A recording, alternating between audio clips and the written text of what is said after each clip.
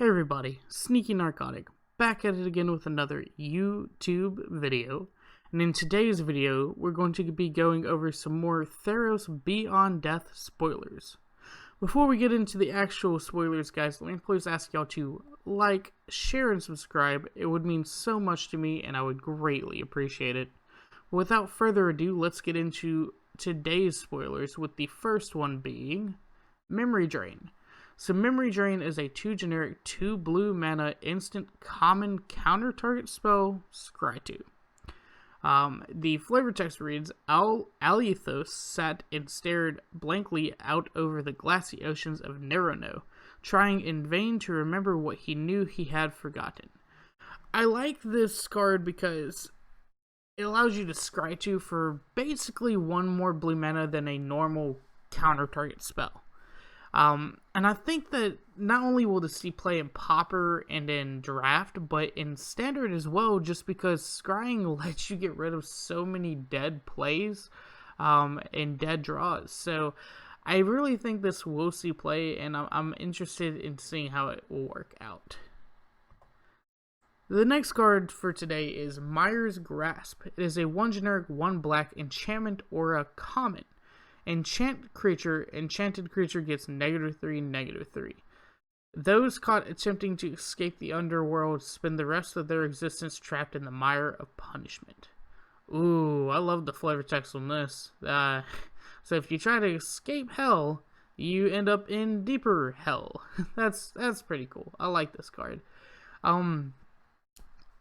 This card reminds me of Deadweight, which for 1 generic less said enchanted creature gets -2/-2.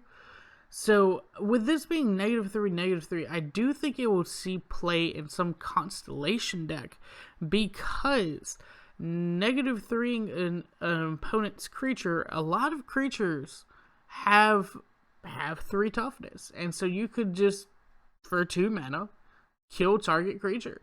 And I think that would be really good, really able to hit those constellations, and I'm very excited. At the very end, I'll show you one of my favorite cards spoiled so far, and it is a constellation card. So let's continue onward with the next one, Revoke Existence. 1 generic 1 white sorcery common, exile target artifact or enchantment. The time has come for us to throw off the chains of tyrannical gods and antiquated superstitions. Takaya, disciple of Eremetis. So this is pretty interesting. I like the flavor text because it's all about throwing off the tyranny of God, and since in Theros gods are enchantments, it makes perfect sense, and they're indestructible enchantments also. It would make perfect sense that you would have to exile them as an enchantment. That's super cool.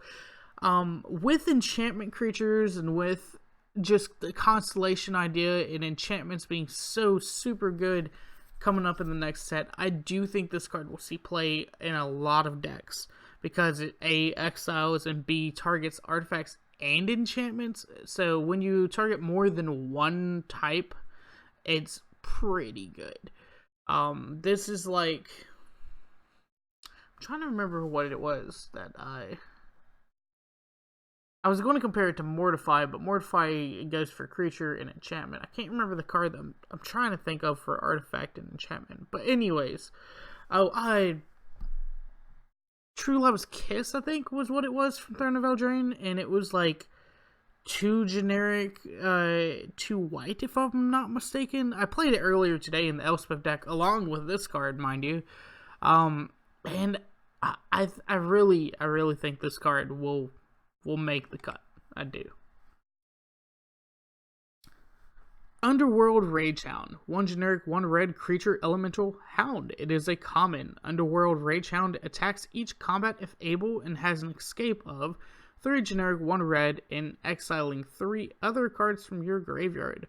You may cast this card from your graveyard for its escape cost.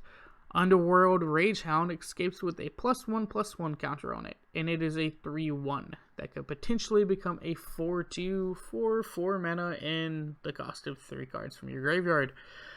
I'm not going to continuously hate on the escape mechanic after playing it in the Elspeth deck today. I really enjoyed it, because if you're playing a deck that does not care about your graveyard, it's really good. If you're playing against a deck and your opponent has an Ashiok, it's going to be terrible, but it's still going to be okay, you know. I'm a little more comfortable with the escape mechanic. Now, this is a terrible escape card, and I'll tell you why. It's because it attacks each combat variable, but its butt is so weak. I mean, it's basically just like, I'm going to throw damage at the opponent. If they have a 4/4 creature initially or a 5/5 creature after I escape, then they're just going to be fine. Or if their butt is a 5 and their butt is a 4, then they're just going to be fine. I don't like cards like this. But anyways, let's continue onward. Nyxborn Courser. 1 generic, 2 white, enchantment creature, Centaur Scout, and it is a common. Storms drove them westward to Klothys. Wide plains shimmered in starlight. Centaurs greeted them, offering gold-hued apples and grain cakes. The Caliphea. And it is a 2/4/4/3 mana. So, as far as draft goes, this is probably going to be your better end of a vanilla creature. Now, I like it because it is 2 white, which devotion is going to be a thing, so it matters. But also, for 3 mana, you get a 2/4. And maybe the typing will eventually matter if they spoil some cards that are like, hey, Centaur Tribal, or hey, I don't think Scout Tribal will be a thing, but hey, Centaur Tribal, or hey, enchantment creatures. So, I think it might see play. I'm really not sure about that, though.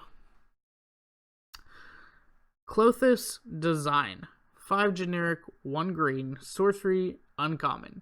Creatures you control get +X/+X until end of turn, where X is your devotion to green. Devotion says each green in the mana cost of permanents you control counts towards your devotion to green. The God of Destiny grants her followers a vision deeper than sight. So, I like how the flavor text kind of matches up with the picture there. She's back there, he's covering his eyes, and she's trying to help him.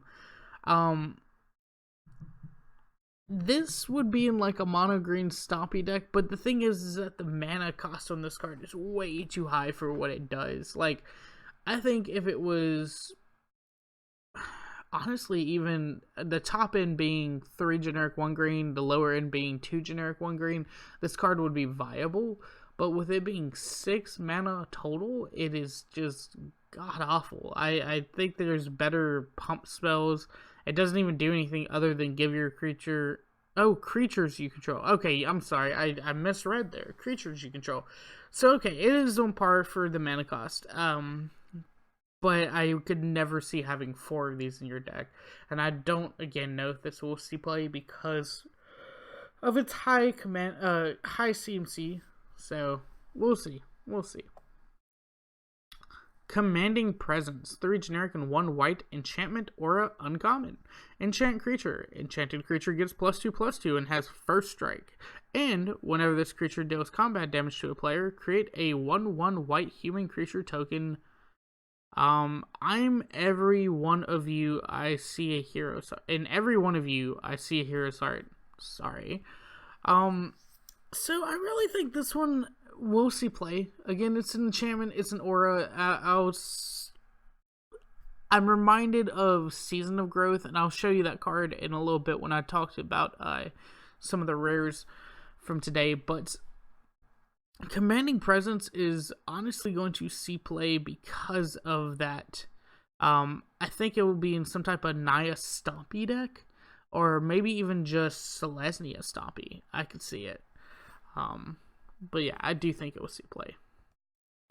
Inevitable End. 2 generic, 1 black, enchantment aura uncommon. Enchant creature. Enchanted creature has, at the beginning of your upkeep, sacrifice a creature.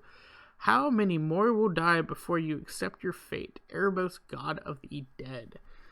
This is a really cool card, in my opinion. it's a curse enchantment basically, and I love curses. So this card would not only be good in control, but also I keep on thinking about like doing commander with this and consistently having a sack outlet at the beginning of your upkeep if you enchant your own creature with this. So I could see this being in some weird janky aristocrats deck maybe, in standard. We'll still have, God, I can't remember her name. It's the Rakdos Diva. I can't remember her name right now. That bugs me. But we'll still have her. We'll still have a Yara, Mr. Grimm. What is the other one? Cruel Celebrant. So we'll have some shenanigans that you can definitely do Inevitable End with. I wish that we could find a card that is like reassembling skeleton, and that way we can have a reassembling card to sacrifice every single turn too. That would be really cool. But we get what we get. Nyxborn Colossus, 3 generic, 3 green mana enchantment creature giant, and it is a common. It is a 6/7 for 6 mana. Tree tall giants confronted her, fiercely demanding her tribute. Fox cunning Caliphase, slippery speaking, entangled their senses. The Caliphea. Well, okay then.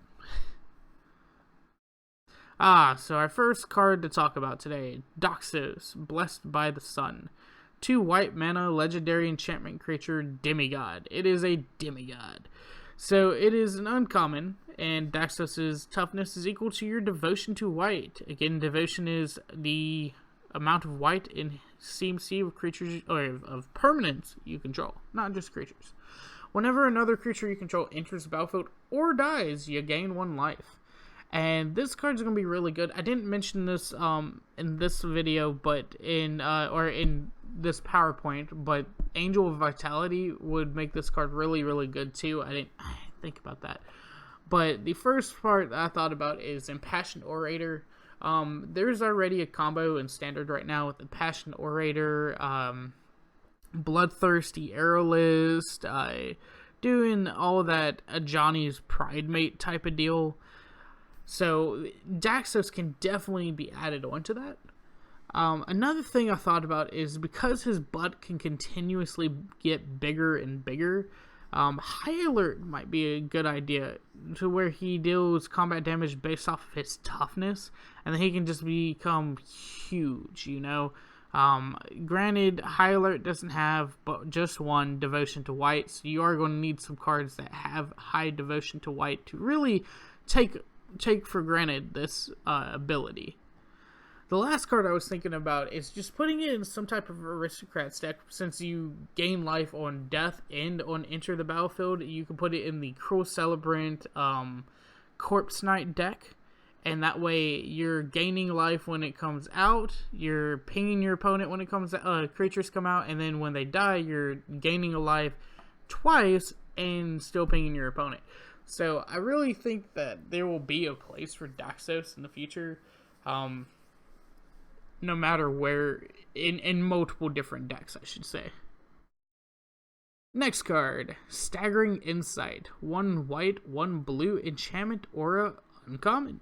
Enchant creature. Enchanted creature gets +1/+1 and has lifelink. And whenever this creature deals combat damage to a player, draw a card. Only cowards flee from the truth. Paris Sophia the Philosopher. So this card is going to be super good. Decks. Let's talk about it before I say decks that it might end up in.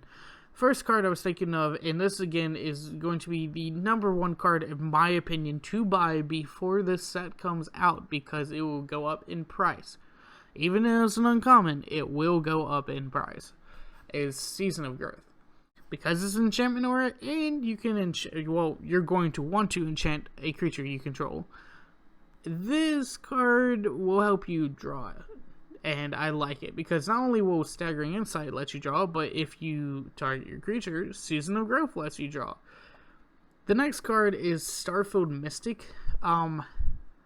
Just being able to have the ability with auras that Starfield Mystic can get bigger when that creature that was enchanted dies and the aura leaves is pretty good. As well as I'm still thinking of putting this in some type of Bant Aura's Matter deck. So we'll see. We'll see where it goes with that. The last card that I was thinking of for this is Dance of the Mance. And so going along with this whole idea of a Bant Aura deck, Dance of the Mance would be really, really good. I don't exactly know how it works with Aura enchantments because I haven't tried it in Standard yet. But what I imagine is there'll be 4/4s that also can be attached to creatures, and I don't think that's how that actually works. But that would be really funny if it did. It'd be like a creature on the back of a creature. That would be hilarious. But I do think Dance of the Mance will be a very good card for this type of Bant or a deck, as well as Staggering Insight probably belongs in Azorius Flyers. If I had to take a guess, primarily because you'll get to take more advantage of whenever this creature deals combat damage to a player, because a lot of times people don't have flyers, or I say a good 50% of the time, people don't have flyers, or they don't have them right away. And so you can start to take an advantage of this, and it gives the flyer life gain. Why wouldn't you? The next card, Setessan Champion. 2 generic, 1 green creature human warrior, and it is a rare. Constellation. Whenever an enchantment enters the battlefield under your control, put a +1/+1 counter on Setessan Champion and draw a card. A blessing is not a gift, it is a duty. 1/3 for 3. Lovely human creature here. This is the card I wanted but did not deserve. This is the lovely constellation that when I first saw constellations, I was like, okay, so this card needs to exist. And really, I thought they'd split it up, that one of them would get the constellation that says put a +1/+1 counter on it, and another creature would say a constellation will draw a card. But they decided to make it broken and put it on the same creature. And not only did they decide that, they decided to put it in the same color as Season of Growth. So, turn 2, Season of Growth, Setessan Champion. Or if you want to wait, Setessan Champion, then Season of Growth. Draw a card, put a +1/+1 counter on Setessan Champion. Or, Season of Growth into Setessan Champion, scry 1. Then you start playing auras the next turn out, and you just start wrecking because she gets bigger, then she gets bigger because of the auras, then she draws you cards, and then Seasonal Growth draws you cards, and it's ridiculous. Not only that, she is not legendary, so you can do a 4 of this, and if you have multiple instances of Setessan Champion on the board, you might be drawing more than your hand can hold. You might be wishing you had a Reliquary Tower or a Spellbook. But I digress. This is going to be one of my favorite cards. I think MTG Goldfish already had this card at $5, and honestly, that's cutting it cheap in my opinion. I think this card might end up being $10 by the end of it per card. For non-foil too. Let's go. Of course, I was going to mention Starfield Mystic making your aura enchantments cheaper and just having to pay the devotion to them. And then of course Dance of the Mance. I think that again, it being in this Bant aura deck would be really cool, and of course it could pair lovely with Staggering Insight, because then it gets bigger and bigger and bigger and bigger, and it will draw you cards and gain you life, and then this will draw you cards, and then this will draw you cards, and I just think you can overwhelm your opponent with how many card draws you get per turn. But anyways, guys, thank y'all for watching. Please like, share, and subscribe, and this is Sneaky Narcotic, signing off.